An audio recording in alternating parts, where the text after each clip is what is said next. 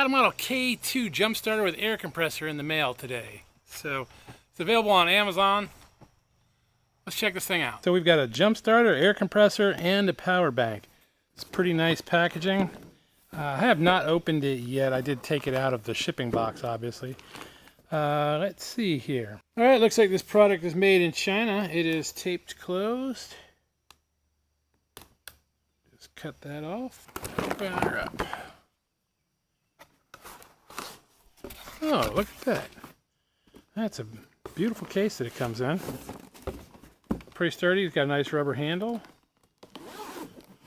The old double zipper.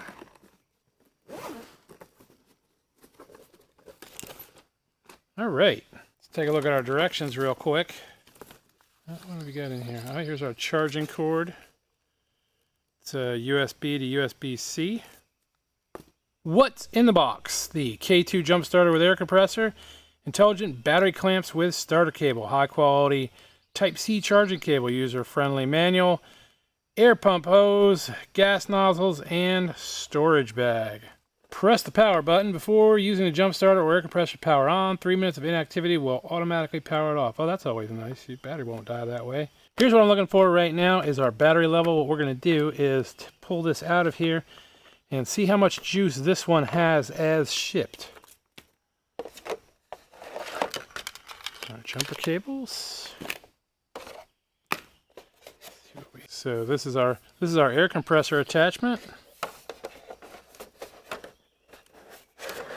And this is our jump starter and battery pack. We're going to hit this button one time and we've got 2 lights that lit up. Now, according to this, if you got 2 lit up, you're at 50%. 3 lit up, 75%. 4, 100%. 1, 25. And 0 lights, it's dead. So before we mess with this, we're going to go ahead and charge it. So if you look, we've got 2 USB ports. A USB-C and a regular USB. To charge it, you plug into the USB-C. This is your input. Then you're going to plug the other end into any USB charging brick, or you could probably plug it into a computer. Any sort of USB port will charge this. It does not appear to come with a charging brick, but I'm sure you've got one. So let me go charge this, and I'll be right back. All right, 4 lights. We are completely charged and ready to go. Okay, well, let's assemble this. First thing we're going to try is the air pump. So we're going to put this together real quick. That just pops into place there. And then we're going to take our air hose and screw it in right here. Now I'm going to blow up a tire on an old truck that I noticed is going low. So we're not going to need any of these adapters here. But if you were blowing up, say, a basketball, you would just use the needle here, or football. Screw it into here and use that. Same with these other ones. You've got this is like a, like maybe a something for a pool, an inflatable life raft or something. Same with this other one, slightly bigger. We're not gonna need these, so we put these back. Press our power button.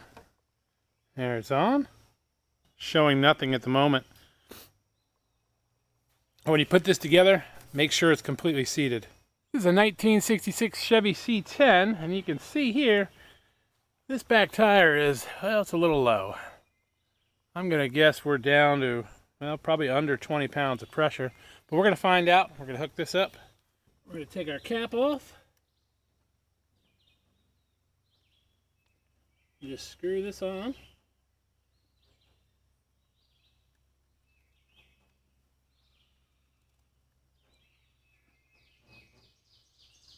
We hit our mode button until we get one that says PSI. That's preset to 45 PSI. We've got 5 PSI in the tire. So we're gonna, we don't really need 45 PSI. But you know what, we will put 40 in here. We'll also go ahead and start a stopwatch, see how long this takes us. Now it should automatically stop when it hits 40 pounds of pressure. And we'll see how long it takes.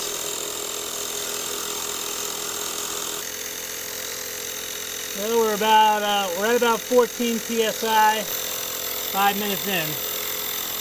So this is only going to run for 15 minutes and then it's going to shut itself off. So this might be a little too much for this, but doing okay so far. All right, well, we made it to just about 11 minutes and it decided to turn itself off. It appears to have overheated. I was probably asking it to do a little too much. This is a pretty big tire. It's a truck tire. It was at about 25 psi when it decided to stop, and it's not coming on, so I'm sure it's overheated. It's got an overheat protection built in, and it's hot to the touch. But we still have plenty of juice left here, so we're gonna try and do the jump starting feature on it. The air compressor was working fine until it overheated. I gotta be honest with you, I do not expect this to be able to jump start this. This is a 1971 Pontiac Le Mans project car. It has been sitting here for, well, a little while.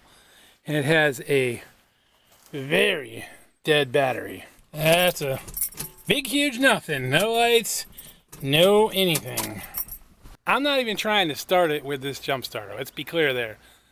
If it cranks the engine over, I'm going to consider that a win for this jump starter. Really,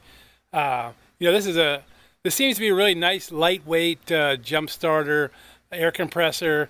It would definitely be very much at home, jump starting riding lawnmowers, putting air in riding lawnmowers, things like that.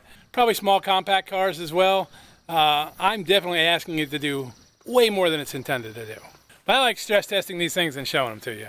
We do have some codes here on the back because we have some lights that come on this.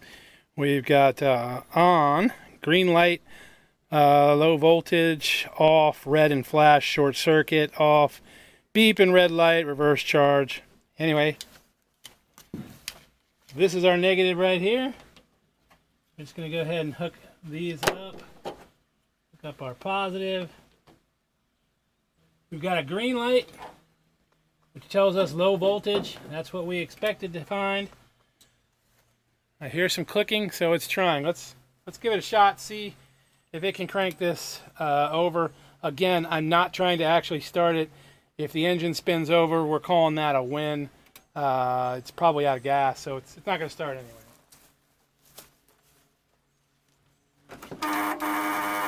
Hey, got power. Oh, and we lost power. All right, now we've got red.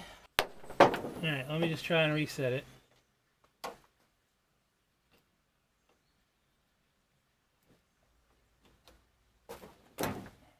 Well, it's pretty hopeful there. Let's try again. Maybe just too slow. Yakking too much. All right. Let's try this again. All right, now we're in. There, let's try.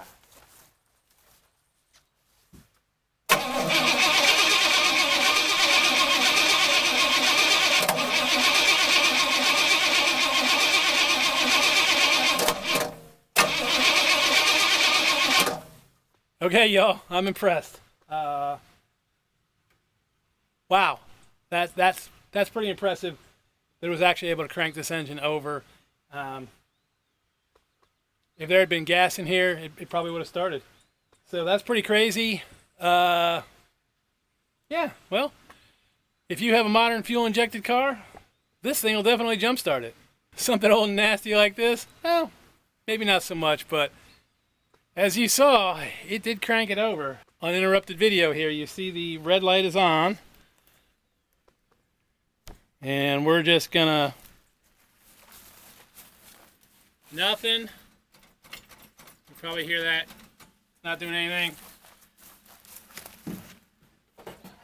It is not hot. Let me just reset it. The cable's a little warm, but...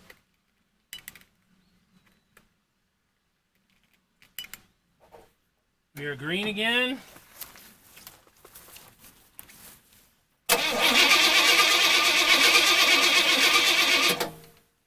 That's pretty wild.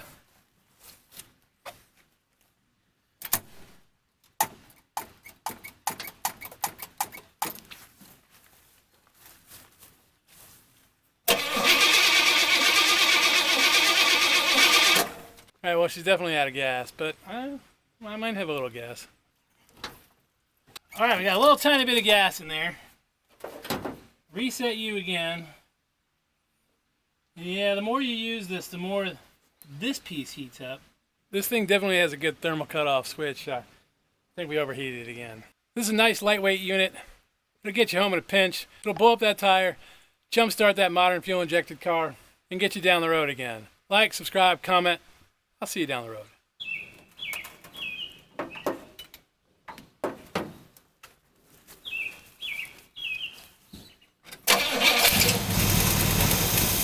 Well, look at that, it did it.